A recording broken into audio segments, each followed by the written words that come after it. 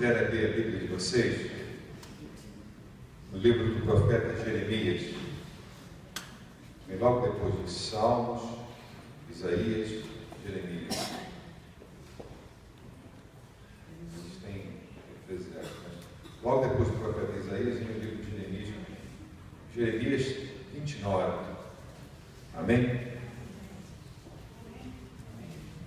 A partir do versículo 11.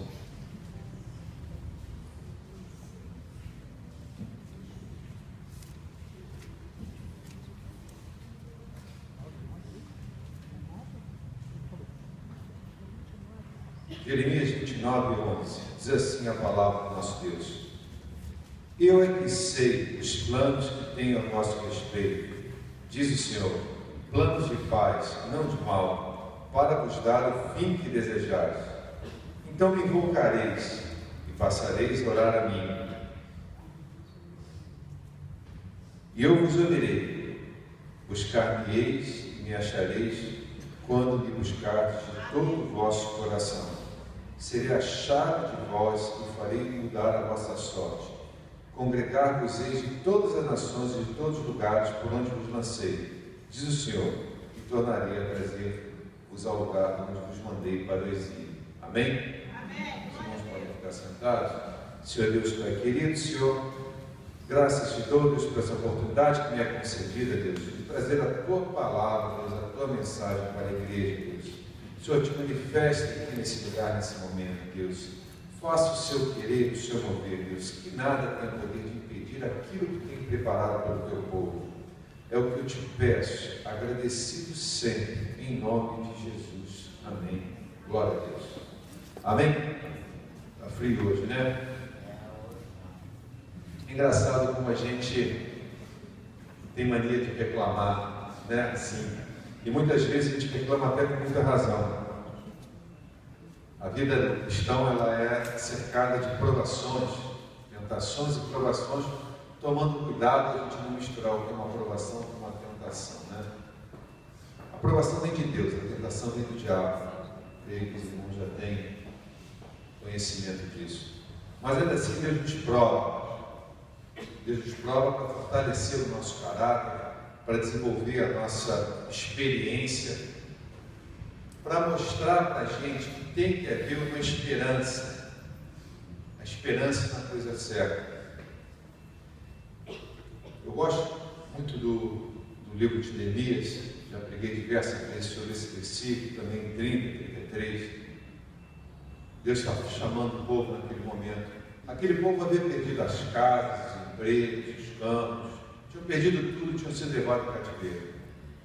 Eles estavam num momento de muita falta de esperança, estavam vivendo no exílio, porque a terra deles havia sido tomada. O lugar que eles acreditavam que Deus havia dado para eles, para eles viverem, para eles prosperarem, havia sido invadido pelo inimigo. E eles então estavam vivendo como escravos, numa terra alheia, uma terra que não pertencia a eles. Mas Deus se levanta e fala assim: eu ainda tenho um plano na vida de vocês. Deus passa, a gente está aqui no capítulo 29, Deus passa do capítulo 1 até o 29 dele, explicando que a causa do exílio seria a desobediência deles. E por causa da desobediência do povo, Deus levaria eles para o exílio. E eles então perderiam tudo. Na nossa vida, a gente vive hoje um momento de crise, um momento em que muitos já perderam emprego, muitos estão passando por dificuldade. Mas eu quero te dizer que esse não é o plano que Deus tem para a tua vida. Deus tem um plano melhor. Deus tem um plano de bem e não de mal. O que mais me surpreende nesse versículo aqui, nesse versículo que a gente leu, é que Deus diz que é para nos dar o futuro que a gente espera. Deus nos dá aquilo que a gente pede a Ele, mas Ele completa: me buscareis e me achareis quando me buscardes de todo o vosso coração. Glória a Deus, aleluia. Porque às vezes a gente pede a Deus diversas coisas, e pode ter certeza que muitas delas não estão de acordo com o coração de Deus. O plano de Deus, ele não tem início, nem meio, nem fim. Ele não tem hora certa para acontecer. A única coisa que a gente tem certeza é que Deus quer que ele aconteça o mais rápido possível na tua vida. Se hoje você não está vivendo o plano que Deus estipulou para você, coisas aconteceram, mas não tem problema. Ali na frente, na hora certa, Deus pode trazer tudo de novo para a tua vida. Porque para Deus não tem hora, para Deus não tem momento. Deus não tem impedimento. O que me atrai nesse livro aqui que eu li de Jeremias é que o povo havia perdido tudo. Ele não tinha mais nada. Seus irmãos já passaram em algum momento na vida de vocês que se a gente perde muita coisa, eu acho que ninguém passa por isso hoje em dia, ir para o exílio, perder tudo, muito menos que Jó passou. Mas se a gente perde alguma coisa, a gente fica profundamente aborrecido, a nossa fé vacila, a gente fica, como diz assim, arriado, né? A gente fica sem vontade de levantar, a gente fica sem ânimo para trabalhar, a gente vira uma pessoa impaciente, irritável, por perder poucas coisas. Você imagina esse povo então naquele momento que havia perdido tudo, não restava mais nada. Como aquele povo deveria estar se sentindo? E de repente você ouve de Deus assim: olha, o meu plano não é esse. Dá vontade de brigar com Deus, né? Caramba, que plano é esse que você tem para a minha vida? Mas o plano de Deus, ele só acontece na nossa vida quando a gente está em comunhão com Ele. A gente tem que buscar a comunhão com Deus. Lá no livro, lá do Evangelho segundo Lucas, capítulo 23, se não me engano, 24, tem um momento muito interessante, caminho de Emaús, também já preguei sobre isso, onde dois discípulos vão caminhando, a Bíblia diz que eles não reconhecem Jesus e continuam caminhando. Jesus aparece ao lado deles e conversa. E a parte importante é que eles só reconhecem Jesus quando eles sentam à mesa com Ele e ceiam com Ele. A ceia é um momento de comunhão. E só no momento de comunhão que eles reconhecem a Jesus. No Evangelho de João, o mesmo acontece. Ao final lá do Evangelho, não lembro exatamente o capítulo, mas após a morte e ressurreição de Jesus, os discípulos, liderados por Pedro, perguntam: o que a gente vai fazer? Pedro falou assim: vou pescar. E eles pegam o barco e vão para o alto mar, lá no mar, não sei se Tiberíades ou da Galileia, e não conseguem apanhar nada. De repente o Senhor aparece na praia de longe e pergunta: vocês pescaram alguma coisa? Eles falam: não. Joga a rede para o outro lado. Eles então jogam e conseguem pescar. As redes se enchem. Eles então voltam ao teu primeiro momento de comunhão que já Pedro tinha tido antes. E eles então reconhecem Jesus. Você imagina que Jesus está nesse momento. A Bíblia diz que quando 2 ou 3 estivessem reunidos, ele estaria ali. Então creia, Jesus aqui está aqui do lado. Mas eu creio que tem pessoas que entraram aqui essa noite, que trouxeram os problemas de casa para cá, e estão se questionando, muitas vezes questionando a Deus, e muitas vezes falando assim: Deus, por que você não opera na minha vida? Mas por que esse meu problema não é resolvido? Por que você me leva para o exílio? E por que eu perdi tantas coisas na minha vida? Tem gente que perdeu emprego, tem gente que perdeu a saúde, tem gente que perdeu um parente próximo, tem gente que perdeu relacionamentos. E eu quero te dizer, não é esse o plano que Deus tem para a tua vida. Deus tem planos de paz, Deus tem planos de bênção. Não interessa o que já pode ter se passado na sua vida, Deus tem uma missão para você. Você acredita nisso? Eu tenho certeza. Os irmãos sabem que eu sou profeta, mas sabe que eu tenho certeza que Deus tem uma missão para você? Porque você está respirando. Enquanto a gente estiver vivo, a missão que Deus nos deu, ela está aqui na nossa frente. Ela só se encerra na hora que a gente morre. É o combate, o que o apóstolo Paulo fala: combati o bom combate, guardei a fé. Deus nos entrega o bom combate. Todo dia de manhã, a gente deve acordar pela manhã e ter a certeza que naquele dia Deus vai cumprir o plano, a missão que Ele tem para a nossa vida. Glória a Deus. O plano de Deus, a missão de Deus vai se cumprir. Amém. A dificuldade é a gente sair de casa, chegar no trabalho, ou partir para procurar emprego e levar aquela primeira porta fechada na cara. Ou muitas vezes não ter um bom sinal do médico, não ter o presbítero Marcelo, aspirante a pastor Marcelo, deu um testemunho aqui, diversas vezes ele foi médico, obteve vitória. Muitas vezes a gente pergunta: mas por que a gente passa por isso?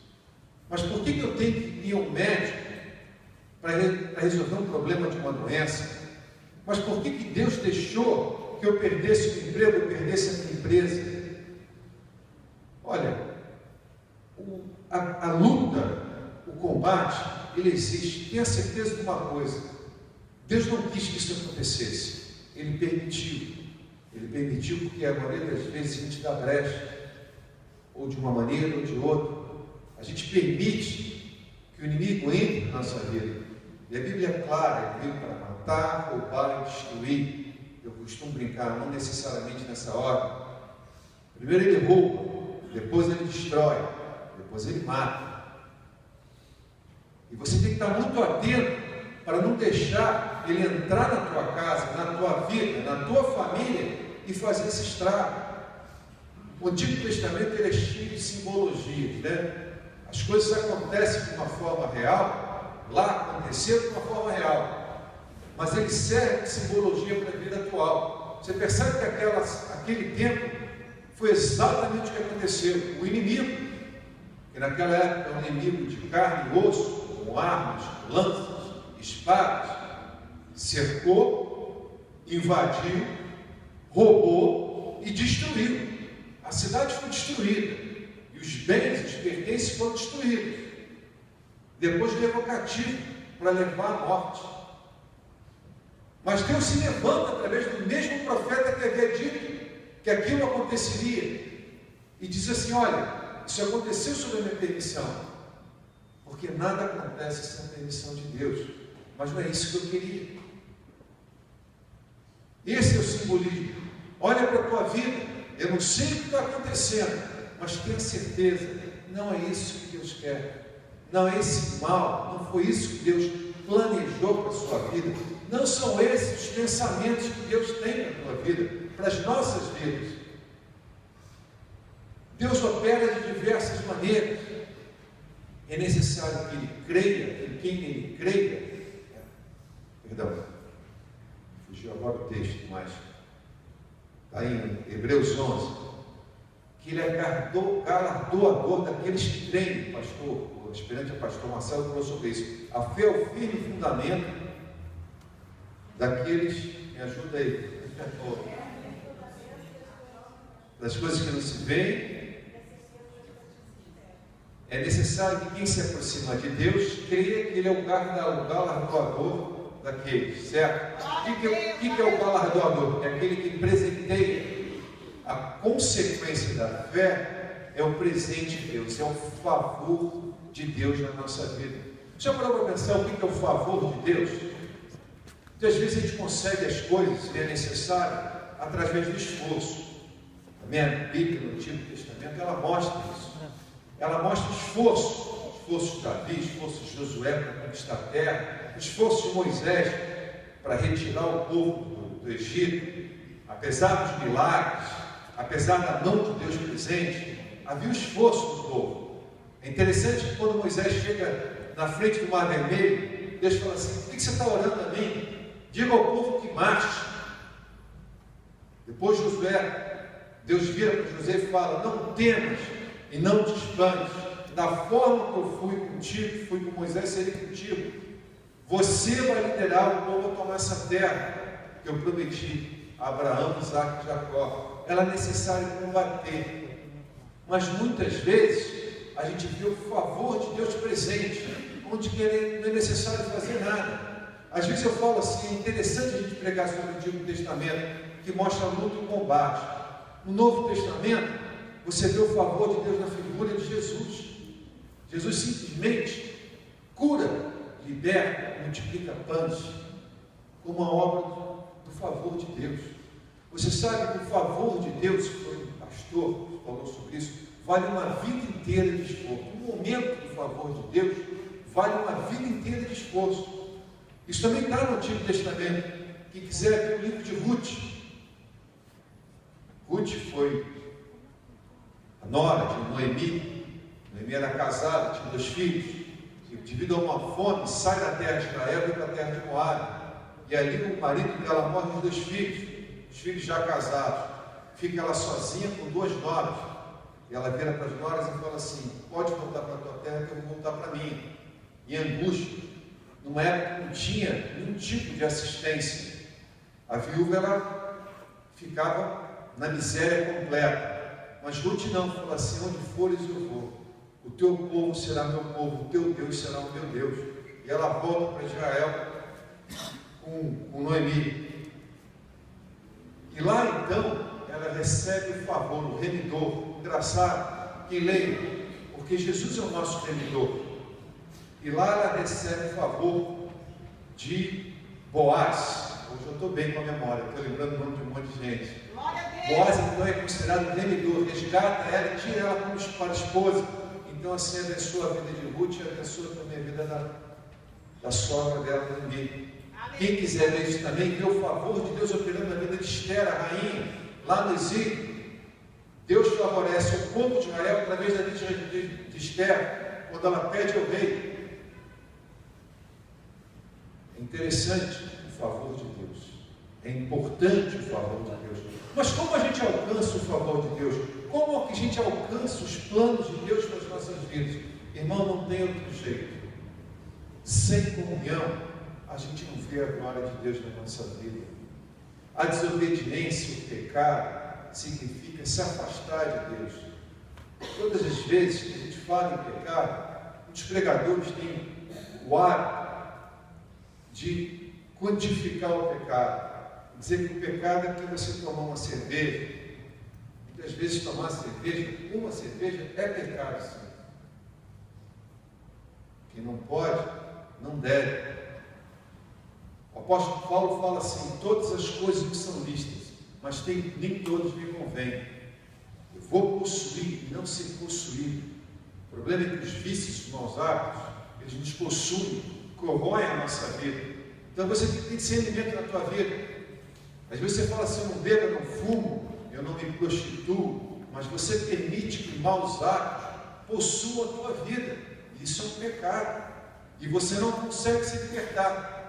Você quer ver um exemplo? Se liberta da televisão e da novela. É pecado ver novela? De maneira nenhuma. Mas você consegue se libertar da novela? Eu, quando jovem, eu falo isso, eu fui músico. Toco até hoje, sou músico, a gente não deixa de ser. Mas meu irmão era músico com talento. Música é talento. Virtuoso, no violão, na guitarra. Então, por conta disso, eu convivi com muitos músicos. E, junto da música, tem muita questão, a questão das drogas e do vício do álcool. E volta e meia a gente via pessoas, amigos nossos exagerados, a gente sempre falava: para com isso, acaba com isso. Eu sempre ouvi o seguinte: quando eu quiser eu paro. Eu fumo, eu bebo, eu uso drogas, porque eu gosto. Na hora que eu quiser parar, eu paro. Ledo engano.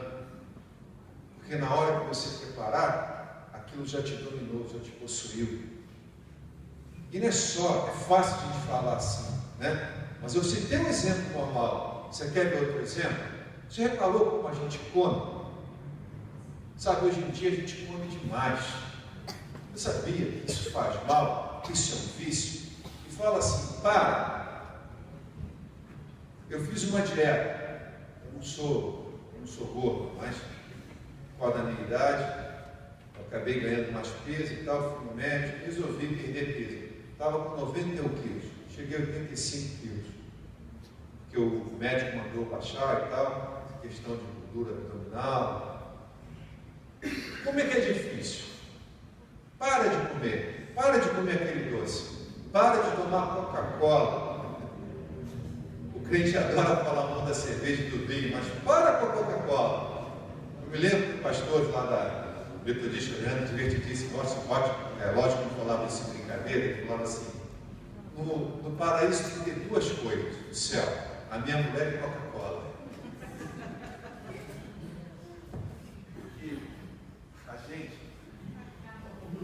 Porque a gente tem mania.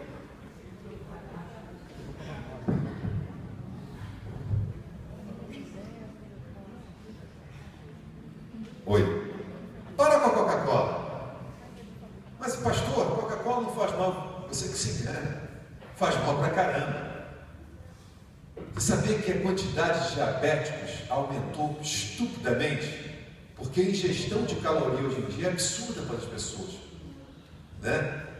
E aquilo te faz falta. E quando você vê, você está sendo dominado. Obviamente, a droga é um vício muito, e o álcool muito pior do que a Coca-Cola, mas também é um vício.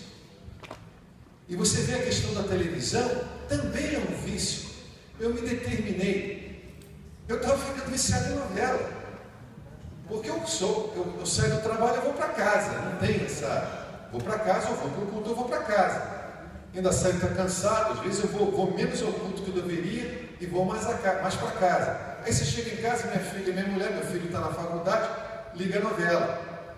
Aí de repente vocês pegam o seguinte, acompanhando a novela e querendo saber como é que vai ser a próxima novela. Não é engraçado? Qual o mal da novela? Oi. Muitos mais. Muitos mais. Porque você não sabe o que você está trazendo para a tua casa. De uma maneira muito delicada, eles vão te convencendo que trair a mulher não tem problema nenhum, que você ter dois amores é normal. Você já reparou? Na novela é sempre o seguinte, o cara assim da minha idade é sempre um cara bonitão, ninguém fica velho, barrigudo, careca, 50 anos, o cara é bonitão, e arruma uma menina de 20 anos, linda de morrer, e que ama ele de paixão. Eu me lembro quando eu era garoto, quando eu tinha 20 e poucos anos, e eu namorava as meninas de 22 anos, 20 anos, quando aparecia um cara de 30, 35, e se metia a querer namorar uma das meninas, 30 e poucos anos, a gente sempre falava assim, o que esse coroa quer aqui? Velho pra caramba! Mas a gente chega numa idade de ver aquilo e você começa a se convencer que não, que pode sim, porque a gente nunca acredita na idade que a gente tem. A gente sempre acha que a gente é garotão. As mulheres, né? A gente sempre acha, não é? Lê de engano. Ou então começa a botar o homossexualismo como uma coisa normal, como uma coisa natural. Aliás, natural é. Sabe por que é natural? Porque os animais, eles não têm essa questão. É natural para os animais. Mas nós não somos animais. Nós somos chamados por Deus para servir a Deus, para fazer a diferença. A gente tem que vencer a carne. E as novelas e a sociedade diz para a gente que a carne, os anseios, os instintos da carne são normais. Isso é uma coisa que impregna a natureza humana e afasta o homem de Deus. A Bíblia diz que existe um vazio no homem, todo ser humano tem um vazio, que ele só pode ser preenchido por Deus. E se você olhar, esse é uma das grandes verdades e mistérios da vida, porque nós estamos aqui, o que você está fazendo? Você está tentando preencher esse vazio. Quando você louva a Deus, quando você canta a Deus, quando você ora a Deus, quando você lê a palavra de Deus, você está se enchendo. Quantas vezes você já viu um copo vazio, um copo cheio de Espírito? A água simboliza o Espírito, você está se enchendo disso. E se você conseguir buscar a Deus ter comunhão com Deus, você vai ter uma satisfação plena. Você vai andar junto com Deus. Você vai ouvir a voz de Deus. Você vai ver Deus manifestar o favor dele na sua vida. Para olhar. Quantas pessoas conhecem que são aficionadas, doidas por futebol? Brigam e matam. Você já viu aí? Hoje é dia. Você chega no Fantástico lá, 11 horas, 10h30, a hora dos gols do Fantástico. Aí volta e meia, vem uma briga de torcida. Você, que coisa idiota. Como é que o cara pega um ferro, pega um pau de bandeira, enfia na cabeça do outro, ou sai para brigar na rua, jogando pedra no... Que coisa, qual é o futebol? Mas por que o cara faz isso? Porque ele está enchendo a vida dele com futebol. Outros enchem a vida dele com carreira. O que serve para ele? A carreira. E se acontecer, se ele perder a carreira, acabou a vida dele. Já viu aquelas situações que ele pula do prédio, ele se mata, se enfoca? Porque acabou a carreira dele. Mas que coisa idiota, sabe que a carreira é tão importante? Olha, nem a nossa família, que é bênção do Senhor, pode ocupar o lugar de Deus na nossa vida. Nada pode ocupar. E é difícil, né? Isso que eu estou falando aqui, não pense você, pastor. É difícil. Difícil pra caramba. Para mim, então, nossa, minha mulher, meus filhos, meus pais, como é difícil isso. Mas a verdade é que aonde está a parábola de Jesus, aonde você botar as tuas pedras, ali está o teu tesouro. Glória a Deus. A gente deve guardar onde a traça não corrói e o ladrão não rouba. Lá no céu, lá que a gente deve guardar o nosso tesouro. Porque lá a gente não perde. Aqui a gente pode ser vítima de um ladrão que veio para matar, roubar e destruir. E qual é o ponto? Como é difícil a gente ter uma vida em comunhão com Deus. Sabe como é difícil? Como é difícil a gente poder andar segundo o mandamento, segundo a vontade de Deus. Esse texto que eu voltei a ler, eu li ali, voltei a ler agora. Deus promete. É muito bom ler a primeira parte dos planos, onde você vê que Deus quer o nosso bem. Mas depois ele manda a gente buscar Ele. E diz que a gente só vai achar se a gente buscar de todo o nosso coração. Glória a Deus. E a Deus ninguém engana. Como é difícil. Como é difícil a gente poder viver uma vida de comunhão. Como é difícil a gente deixar que os favores ou os males do mundo nos afastem de Deus. A gente, como crente, a gente tem que parar com essa mania de achar que pecado é somente beber, fumar e sair na noite. Volta e meia você vê um testemunho, estou criticando ninguém.